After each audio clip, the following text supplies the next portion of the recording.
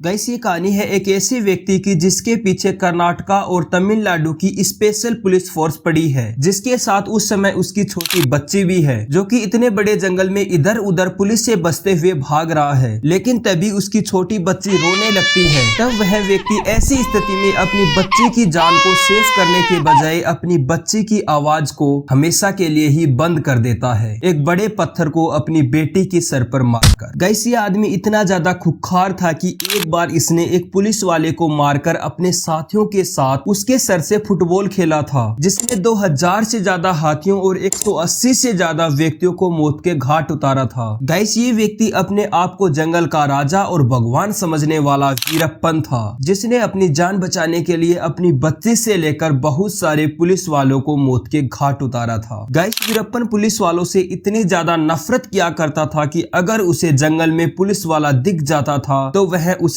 ऐसी दर्दनाक मौत देता था जिसे देखकर आपकी रूह भी कांप जाए। तो चलिए आज की इस वीडियो में जानते हैं वीरप्पन की डार्क स्टोरी के बारे में।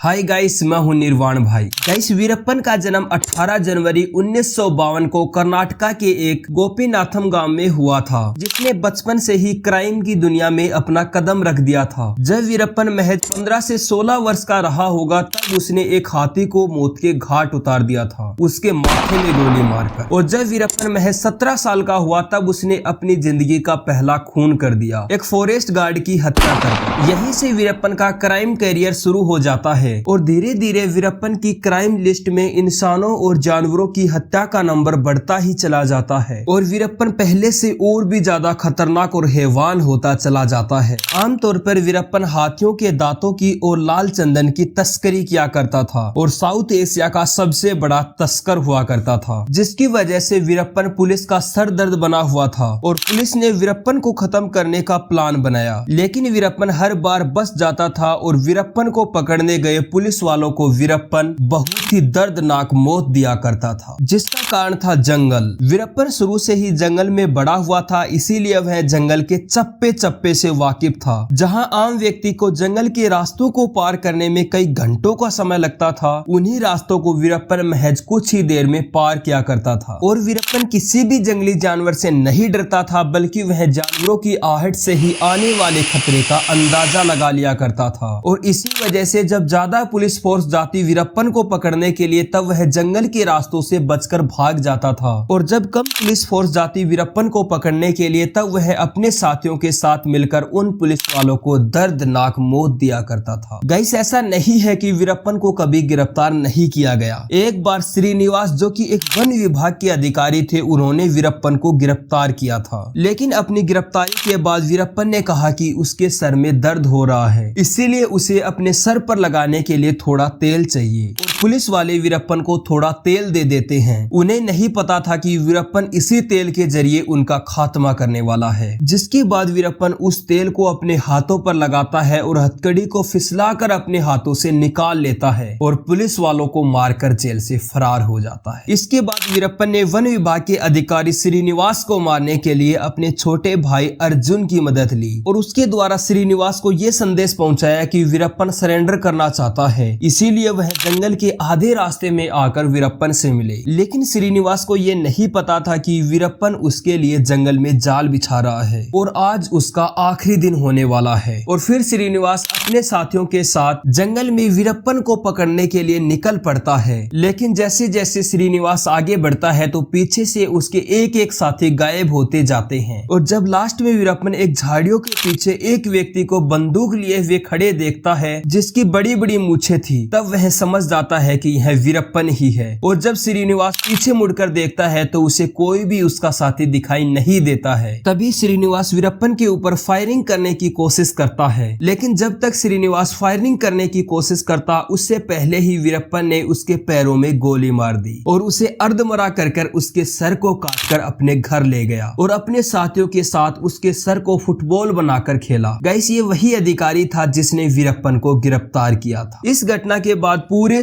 साउथ इंडिया में वीरप्पन का खौफ और भी ज्यादा बढ़ गया और पुलिस वीरप्पन के नाम से ही कांपने लगी। गाइस, वीरप्पन की हवानियत यही समाप्त नहीं होती है। 9 अप्रैल 1993 की सुबह तमिलनाडु के कोलाथरपुर गांव में पुलिस के नाम एक पोस्टर लिखा मिला, जिसमें तस्कर वीरप्पन ने गाली देते हुए लिखा कि अगर तुम में दम है तो मुझे पकड़ कर दिखाओ। यह देखकर एक पुलिस अधिकारी रेम्बो एक टीम को लेकर जंगल की तरफ निकल पड़ते हैं, लेकिन जंगल में पलार पुल को पार करते ही उनकी गाड़ियां खराब हो जाती हैं। फिर वो अपनी गाड़ी को वहीं छोड़कर वहां पर उपस्थित पुलिस वालों की 2 बसों को लेकर निकल पड़ते हैं। एक बस में वो 15 मुखबरियों और 4 पुलिस वालों और 2 फॉरेस्ट गार्ड के ऑफिसर्स को लेकर आगे बढ़ते हैं और दूसरी बस में जो कि उनके पीछे चल रही थी उसमें तमिलनाडु पुलिस के इंस्पेक्टर अशोक और उनके 6 और साथी सवार थे। लेकिन गाइस, जैसे ही रेनबो की बस जंगल की तरफ आगे की ओर बढ़ती है तभी एक जोरदार धमाका होता है और बस हवा में उछल जाती है, क्योंकि आगे वीरप्पन ने बारूदी सुरंगें बिछा रखी थी और बस के आते ही बारूदी सुरंगों का तार 12 वोल्ट की कार की बैटरी से वीरप्पन जोड़ देता है और एक जोरदार धमाके के साथ पूरी बस हवा में उड़ जाती है। गाइस, ये धमाका इतना ज्यादा खतरनाक था कि बस में उपस्थित सभी पुलिसकर्मियों के छोटे छोटे टुकड़े हो जाते हैं, जो कि 1 किलोमीटर की दूरी पर जाकर गिरते हैं। गाइस, जब कुछ समय बाद अशोक कुमार वहां पर पहुंचते हैं तो उन्हें चारों ओर केवल लाशों के टुकड़े ही टुकड़े दिखाई देते हैं और ये दृश्य उनके लिए इतना ज्यादा भयानक था कि उनकी रूह कांप जाती है और ऐसे भयानक दृश्य में वो 21 शवों को बरामद करते हैं। और इस घटना के बाद तो तमिलनाडु की सरकार में भी वीरप्पन का डर बैठ जाता है और उस समय तमिलनाडु की सरकार वीरप्पन को पकड़ाने वाले या फिर उसकी सूचना देने वाले व्यक्ति पर 5 करोड़ रुपए का इनाम रखती है। गाइस, इसके अलावा आप वीरप्पन की हैवानियत का अंदाजा इस बात से लगा सकते हैं कि साल 2000 में वीरप्पन ने साउथ इंडिया के एक मशहूर अभिनेता राजकुमार का अपहरण कर लिया था और 100 से ज्यादा दिनों तक अपने पास रखा था और तमिलनाडु और कर्नाटका की सरकार को घुटनों पर ला दिया था। और गाइस, वीरप्पन की हैवानियत यही समाप्त नहीं होती है, बल्कि उसने अपने आप को सेफ करने के लिए अपनी छोटी बच्ची को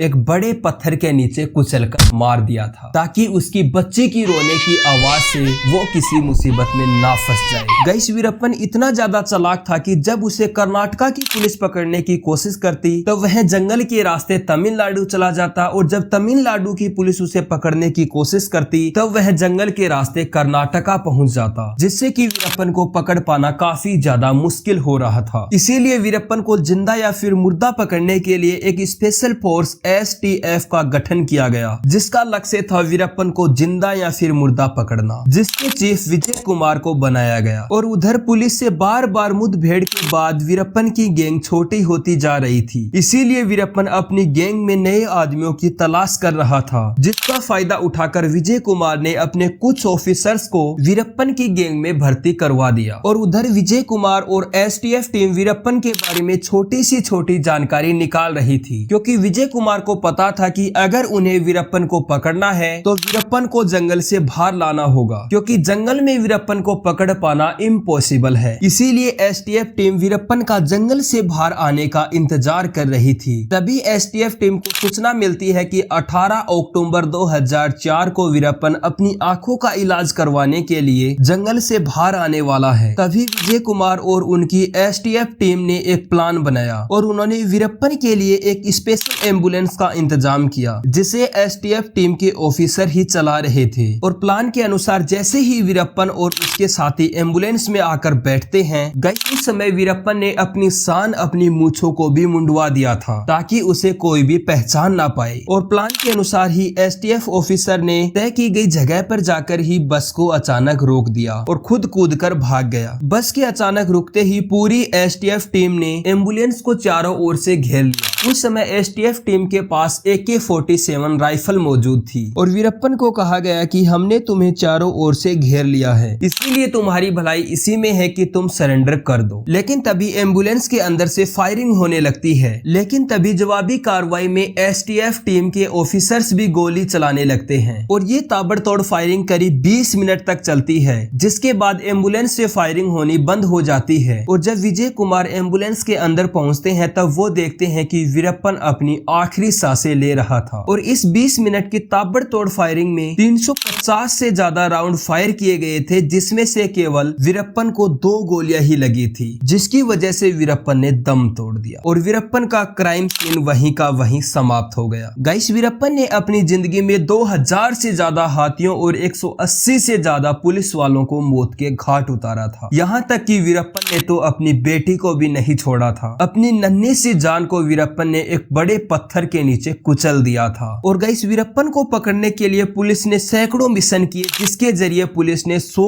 करोड़ से ज्यादा रुपए का धन खर्च किया। और गाइस, रिपोर्ट्स के अनुसार वीरप्पन के पास लगभग 150 करोड़ रुपए का धन था, जिसे उसने गांव में बांट रखा था ताकि पुलिस वालों की आने की खबर वीरप्पन को गांव वाले दे सके। खैर गाइस, आपका इस पूरी स्टोरी के बारे में क्या बोलना है कमेंट सेक्शन में जरूर बताना। और ऐसी ही अमेजिंग वीडियो के लिए लाइक शेयर एंड सब्सक्राइब। मिलता हूं ऐसी ही मजेदार स्टोरी के साथ नेक्स्ट वीडियो में।